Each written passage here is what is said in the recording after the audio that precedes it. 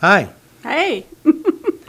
Welcome to episode 3 of episode 2 of Tucker, Analyzing Tucker. And I have with me, as you probably know, my partner in crime in Crimea? No, not there. Nope. In Georgia. In Georgia. Augusta, Michelle Thought. Welcome again, Michelle, to another episode. Thank you for sitting on the same chair as we're fighting to be on the same chair. That's right. One chair, can't afford two. That's right. How Thanks you for been? having me. Good. Absolutely. How about you? I can't complain, because if I did, nobody cares, and No. we all No, got problems. that's right. So you don't want to hear it.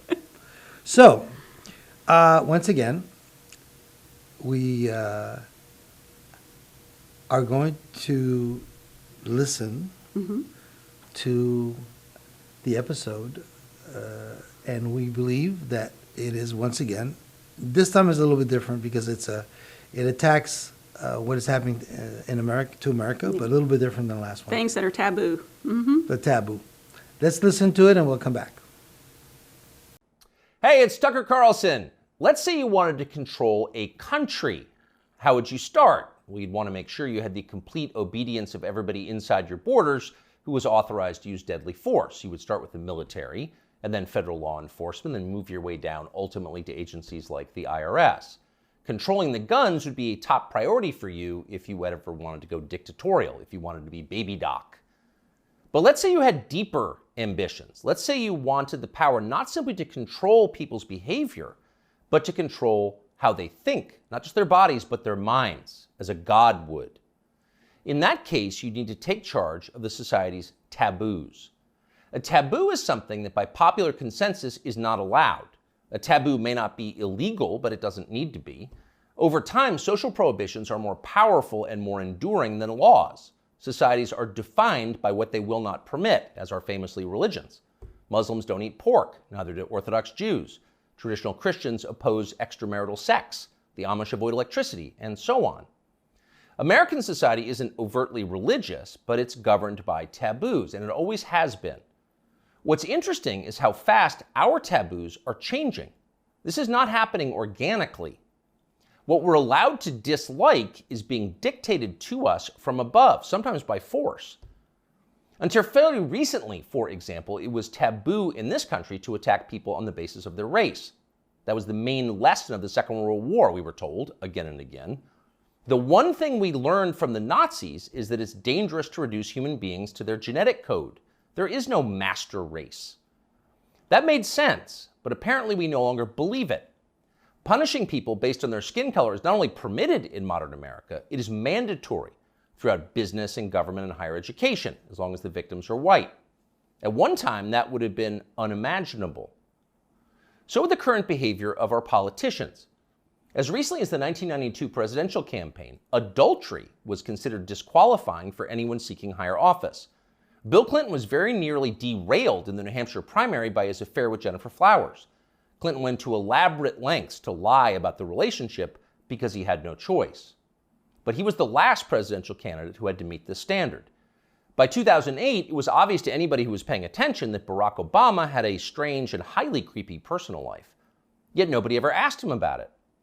By that point, a leader's behavior within his own marriage, the core relationship of his life, had been declared irrelevant. It was Barack Obama's business, not yours. One by one, with increasing speed, our old taboos have been struck down. Those that remain have lost their moral force. Stealing, flaunting your wealth, striking women, smoking marijuana on the street, shameless public hypocrisy, taking other people's money for not working. All of these things used to be considered unacceptable in America, not anymore. So it probably shouldn't surprise us that the greatest taboo of all is teetering on the edge of acceptability: child molestation. A generation ago, talking to someone else's children about sex was widely considered grounds for a thrashing. Touching them sexually was effectively a death penalty offense. When Jeffrey Dahmer was bludgeoned to death in the bathroom of a Wisconsin prison in 1994, the Milwaukee district attorney had to caution the public not to turn Dahmer's killer into a folk hero. Jeffrey Dahmer had molested and murdered children. People felt justified in celebrating his death. 25 years later, that standard had changed dramatically in the state of Wisconsin, as in the rest of the country. In the summer of 2020, during the BLM riots in Kenosha, 17-year-old Kyle Rittenhouse defended his life from a convicted child molester called Joseph Rosenbaum. Rosenbaum was trying to kill Rittenhouse, so Rittenhouse shot him in self-defense. But it was Joseph Rosenbaum whom the media cast as the victim of the story. Kyle Rittenhouse, meanwhile, an underage boy fending off violence from a child molester, was denounced as the villain. Ultimately, he was indicted for murder. One of the things that this tells us is the people who run our country no longer see child molesters as the worst among us. It's never been more obvious than it was yesterday when the Wall Street Journal ran a long expose about kiddie porn on Instagram. Instagram, the journal found, quote, helps connect and promote a vast network of accounts openly devoted to the commission and purchase of underage sex content. Instagram connects pedophiles and connects them to content sellers of child pornography. In one instance, the paper discovered that Instagram was recommending the phrase incest toddlers to users who'd expressed interest in similar material. By the way, no one at Instagram denied that any of this had happened, nor did Mark Zuckerberg, who controls the company. The journal story was accurate. It was all pretty shocking, but not as shocking as what happened next, which was effectively nothing at all. The largest circulation newspaper in the United States revealed that one of the world's most influential companies was promoting pedophilia, and nobody in power did anything about it. The Justice Department did not announce an investigation. Congress did not schedule hearings. The guy who runs Instagram, Adam Mosseri, still has his job. In fact, Mosseri's last tweet, which is pinned, is a video of himself bragging about how effective Instagram's algorithm is. Keep in mind as you watch this, it's real. People often talk about the algorithm, but there is no one algorithm for Instagram. There are many algorithms and ranking processes we use to try to personalize the experience to make it as interesting as we can for each and every person who uses Instagram. We believe in this idea of personalization. What you're interested in and what I'm interested in is different, and so therefore your Instagram and my Instagram should be different. What you're interested in and what I'm interested in is different, Mosseri explains patiently, so your Instagram feed will be different from mine. You're interested in children, that's why you're getting all the incest toddler posts. It's a highly personalized experience. That tweet is still up tonight. Of course, everybody at Instagram, in fact, everyone everywhere in authority, will still claim to think that child molestation is bad, but the tone has changed unmistakably. When they say it's bad, they mean it in a kind of abstract way. Bad like a civil war in Central Africa is bad. You wouldn't prefer it, but there are reasons it happens. That's why we now refer to pedophiles as minor attracted persons, because honestly, who can judge? These people are a sexual minority, so pause before you attack them. And in any case, it's not like pedophiles are barging into the Capitol building to sit in Nancy Pelosi's chair or asking uncomfortable questions about the last election. For miscreants like that, no punishment is too harsh. So far this month, the FBI's Washington field office has issued 11 press releases. 10 out of 11 have been about January 6th. Keep in mind that January 6th happened more than 2.5 years ago. Now you know why the feds were ignoring kid touchers on Instagram. They're too busy to respond. They've got much more important things to do, like finding white supremacists. White supremacists are America's new child molesters. We've got zero tolerance for white supremacists because no one threatens the life of this country more than they do. Here's Joe Biden once again making that very clear last month. To stand up against the poison of white supremacy, as I did my inaugural address, to single out as the most dangerous terrorist threat to our homeland is white supremacy.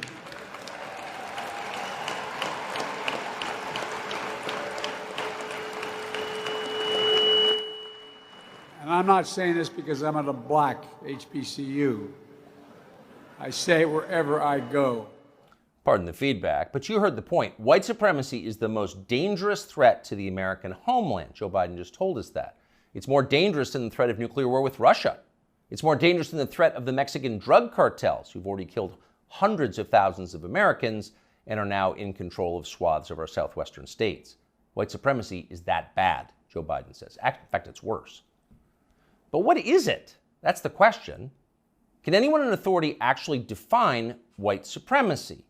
What is it? Is white supremacy liking white people too much? If so, that's going to put those of us with white children in a pretty tough spot.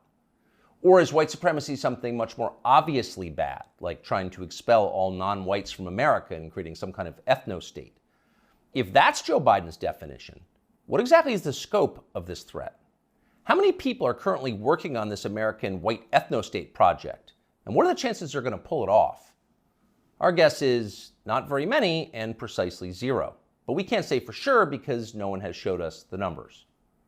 These are not rhetorical questions. When the President of the United States describes something as the worst possible crime Americans can commit, you have a right to know what that crime is. You used to have that right. Under our pre-revolutionary legal code before George Floyd, questions like these were easy to answer.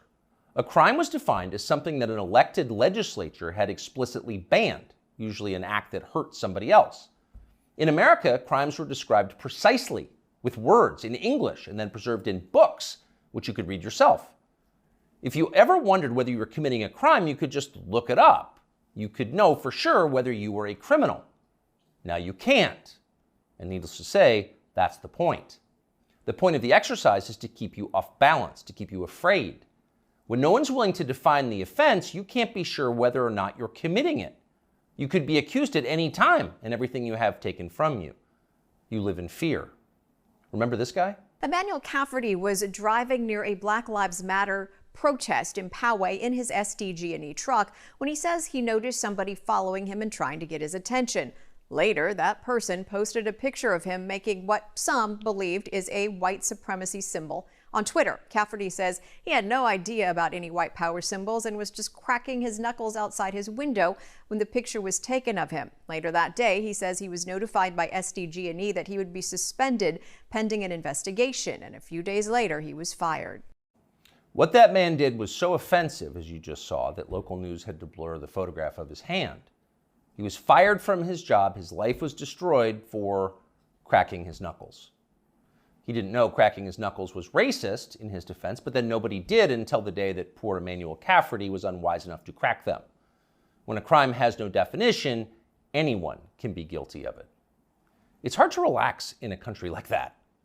The old system was better. Government operated on the basis of laws, not amorphous moral terror. Politicians couldn't accuse you of something they couldn't define. The legal code was straightforward. Child molestation was a crime. Having unfashionable opinions was not. Outside of the public sphere, the population mostly governed itself, as it does in every society, and used taboos to do it. You knew what was allowed and what wasn't because the rules didn't change very often. The taboos were organic. They derived from collective experience and instinct, the two most reliable guides to life. They evolved for a reason. They still do. Our job at this point is to protect them, despite the hectoring, the nonstop hectoring from the people in charge. You know the outlines of right and wrong. You're born knowing them. So don't let them talk you out of what you can smell.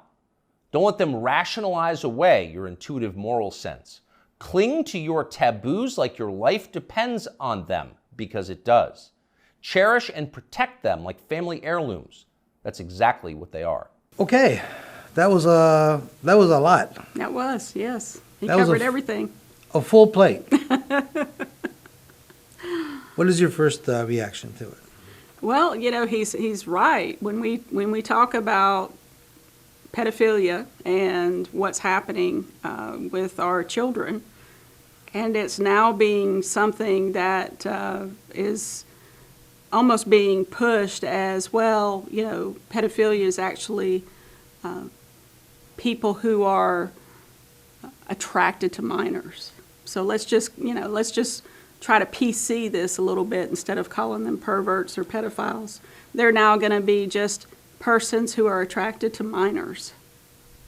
Well, you can be attracted, but if you touch, you die. That's right. You touch, you die. That's right. the way it used to be. That's right. I mean, what father would let any person touch their 6-year-old girl, Exactly. or boy? Yeah. You did that, and you die. And I think most of the time you probably don't go to jail. That's right. You know, Yep. because it's understandable. But today, I'm not sure. I don't know what is a. You don't do jail terms. I mean, No. you actually and Father's Day, there's a store clerk that videotaped people that were shoplifting. And he brought it to management to say, this is what's going on in the store. And he was fired by management. So the rights of the crooked, the perverts, the thieves are more important than the person who's trying to do the right thing. That's right. This is where we are today. And I believe in this expose, the writing of Tucker on this episode, is that on the first episode he really attacked media. Now he's talking about and attacking the norms, the taboos, the things that define our society. And he's attacked them one by one in so many different territories. And he slipped in some information that, once again, it go right above your head if you don't pay attention. Right. He talked about how not too long ago an extramarital affair for a presidential candidate would kill you. That's right. I mean, you just, you you just might as well just give it up. you're done. Yeah, you're done. Then he slipped in the fact that there were instances and information, and people were coming out with information that all of a sudden was kept quiet. He mentioned Obama. I personally didn't pay attention back in those days too much, and I didn't hear any stories about Obama until No. after. Right. And then I found out that he had all kinds of homosexual experiences in college, and that many of the influences or people that finance his campaign were some of these, quote, lovers, which directed his government to openly seek marital, for homosexuals to be allowed to marry. Because I call them homosexuals. I don't know what you want to call them. LGBTQ, Right. WTF, The gay community. whatever you want to, whatever the letters you want. But at the end of the day, it's basically gays and homosexuals. I'm old school. That's what I'm going to call them. They're going to be upset. Okay, so they won't be dating me. That's okay. So at the end of the day, those are the people. That's the kind of information. And when he mentioned Obama, he didn't specifically go into that, but that's what he's referring to. Right. There were apparently access to journalists information about Obama, but they didn't put it out. No, They protected him. that's right. There's a difference between protecting, FDR, or maybe I got the wrong Roosevelt, but the one that had polio. At the time, you never saw him in a chair, Right. and all the pictures were just this From way. the chest up. And so they were protecting the image that the president would have been look weaker if the man in the polio chair became president. Right. I'm not saying that was the right thing to do at the time, but that was the timing of the 30s and 40s. Right. Today, you have so much information out there about presidents. We knew that George Bush Jr. was an alcoholic. That's right. Yeah. He was the and- player. And some of the decisions he made as president seemed to be the decisions of an alcoholic because they made no sense. Right. When you're looking at Obama and everything that he was pushing. Well, we're paying today for Obama's A lot politics. of his policies. We're paying for that today. And many of the judges that he put in there after That's right. 8 years are the ones that are continuing the woke agenda, protecting that thinking, the liberal thinking. We thank God we know about Hillary and her actually protecting the whole network of pedophilia and pedophiles all throughout Haiti and all throughout the United States, especially as Secretary of State. She protected and liberated a lot of people that were being arrested for that, because that was her way of controlling powerful people who were pedophiles, who are absolutely. pedophiles, and controlling them by information. Just the way our first director of the FBI used personal information about politicians to control them. That's right. So we shouldn't be surprised that the FBI is corrupt, because the first guy that ran it was a bad guy dressed as a woman, by the way. Yeah, For all Hoover, you yeah. know. But so you're looking at Tucker's presentation where he's bringing these little information out that no one has ever talked about. But he's saying it in a subtle way. And he's describing also the building of a dictatorship. That's right. You know, if you want to be a dictator, what are you going to do? Control the guns, and they're trying very hard. Very hard. Control The narrative. Control the media. And control the money. They have that. Control the money, and control the police, and put you in a situation where you are so afraid because you don't know. You know, you could be. You have parents who are even afraid to go. They're not happy, but some of them are just afraid to go to school board meetings because they know that they're going to get attacked if they stand up for their child's rights. Exactly. So, absolutely. Or they could be labeled a terrorist. Yep, absolutely. You know, so these are the norms and taboos that are changing in our society, and I think Tucker is being very serious when he's presenting this as a and for the first time, not only has he given a truthful or his truth or a report as a reporter would, but then I think he took it to another step. He actually said, "Don't let this happen. Fight." So in other words, he's actually giving you what's happening, and he's making a call to action. Right. Right. He's telling you, you know, not pick up the phone and call if you want an order and place this order. He's telling you, keep an eye open. That's right.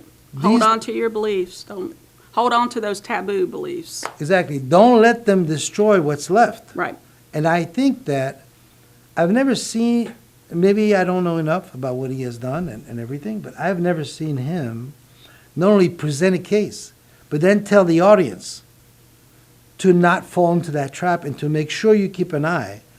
And I think that he's not speaking as a journalist. I think today he's speaking as a father, Absolutely. as a husband, married to a very Christian woman, who I believe has influenced him a lot. So I believe that's an important element in the transition of Tucker from the young reporter that he was at the time. He was always a good writer. He was always on point. But I think he became disillusioned with media and those around, and he could not understand why he was the only one speaking. Absolutely. And that eventually made a lot of he had a lot of enemies. I know a lot of liberal friends that just hate him. Right. Yeah. Hate I do too. Yeah. They hate him. Yeah. But wait a minute. Tucker's only telling you what he can tell you. That's right. You know, that's all he can do is tell you what he believes. And how can you hate him you don't have to believe it. You don't have to agree with it. But you can't hate him for Right. telling you what is happening. And if you don't believe it's happening, then look it up.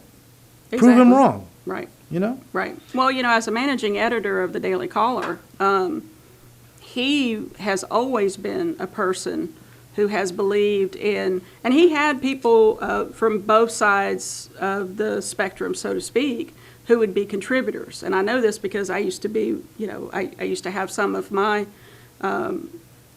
pieces published on the Daily Caller. And he would be that person who would solicit differing opinions. And we talked about this before. It's okay to have differing opinions, but when you're talking about, like what Tucker was saying, when you're talking about changing a narrative and calling something that used to be a thought and an action that would either find you dead or in a jail cell somewhere, you know, when you're going after children and you're trying to take that mindset and make it okay, that's scary. I mean, that's very scary. And it just kind of keeps in step of what we're starting to see that's being infiltrated in not only the media, in our, you know, day-to-day, in the education of our kids, what's allowed in the libraries, parents trying to stand up, like you said, you know, stand up for their child's right. They're scared to because they don't want to be labeled. there are some that do still stand up and don't Thank care God. about that label, and thank goodness for them, right? You know, but yeah, it's Well, very scary. And what's really scary about the narrative or the presentation that Tucker has, I don't like the word narrative at the end of the day, because I think it leans to the wrong message. So what he's expressing here is, in many ways, the death of America, where all of these taboos are changing at the point that we are basically forced to accept, forced to agree with a government we don't agree with. And there is a danger. When they're protecting what they're trying to do, they will kill. Epstein Absolutely. did not commit suicide in the No. jail. He was murdered. It is obvious. The cocaine in the White House was not Kamala Harris. It was Hunter's. Yeah. Why are we not agreeing on that? It's the only Absolutely. crackhead we know, unless this is how they're keeping Biden awake all day, is with the cocaine. I'm not sure. I'm not a doctor. And so at the end of what we're all looking at is the fact that Tucker, was taken off the air. For what? Yeah, he was bold enough to. For these messaging. Yeah, This type absolutely. of message, this type of Absolutely. information. And he wasn't afraid to have, like I said, he wasn't afraid to have the opposing views on his show, but he was ready to debate them. Right? And as though he wasn't sure much about Trump, didn't like him at first, he was capable, and still is capable, of highlighting what was good about Trump and what is still good about Trump and what Trump is doing that is still different than everybody else. Maybe that is Absolutely. the main reason why Fox, has decided to push him off. We are here to tell Fox, you made a mistake. That's This right. is the guy you Big should have mistake. kept. We're glad you did, because we have a chance now to take Tucker, present him, help you better understand, if we can, if we're allowed. He's definitely clear. People can understand his message. But it's done in a way, written in a way where there's more layers to his message. And I think peeling those layers, peeling the onion behind a lot of these things is very cool. I do. I agree with you. And Yeah. it's allowing us to, to come into the home and have an opportunity to put the message out there. And again, it's okay to have differing views and opinions. We can agree to disagree on some things, but what Tucker is saying now is we're talking about taboo situations that are now becoming mainstream. So what's Right. going to be next? I- That's what's scary. I don't want to be in a world where pedophilia I don't either. is okay. No, It's absolutely. like, it's Uncle George. It's okay. It's just the way he is. Just keep the kids away. That's the society we're heading for. That's right.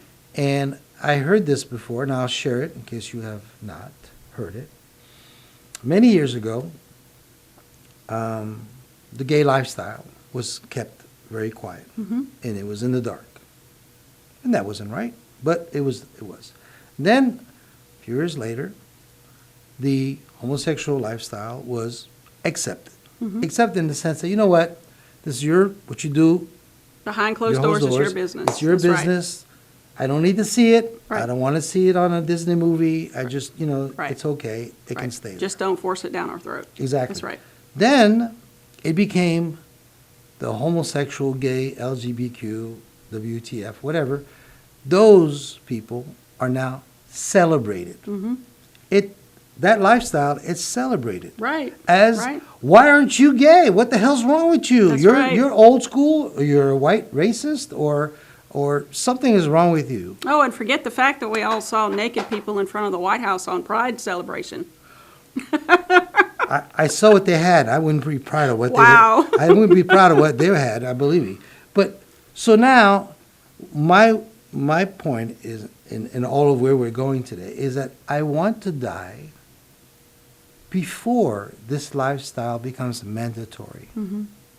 Where I agree. where we are forced, because To apparently accept pedophilia. yes, That's right. And not only that you must become homosexual to be normal. That's right. That's the norm of tomorrow. Ain't gonna play here. I'm sorry. No. So I hope that my life is over before that part, and it will happen this way if we let it.